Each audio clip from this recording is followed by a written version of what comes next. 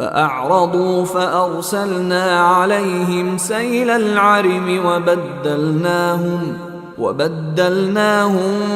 بجنتيهم جنتين ذواتي أكل خمط وأثل وشيء من سدر قليل۔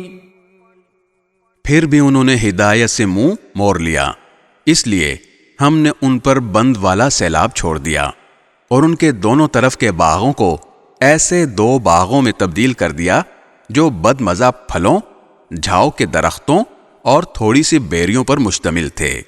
ذلك جزيناهم بما كفروا وهل نجازي إلا الكفور۔ یہ سزا ہم نے ان کو اس لیے دی کہ انہوں نے ناشکری کی روش اختیار کی تھی، اور ایسی سزا ہم کسی اور کو نہیں بڑے بڑے ناشکروں ہی کو دیا کرتے ہیں۔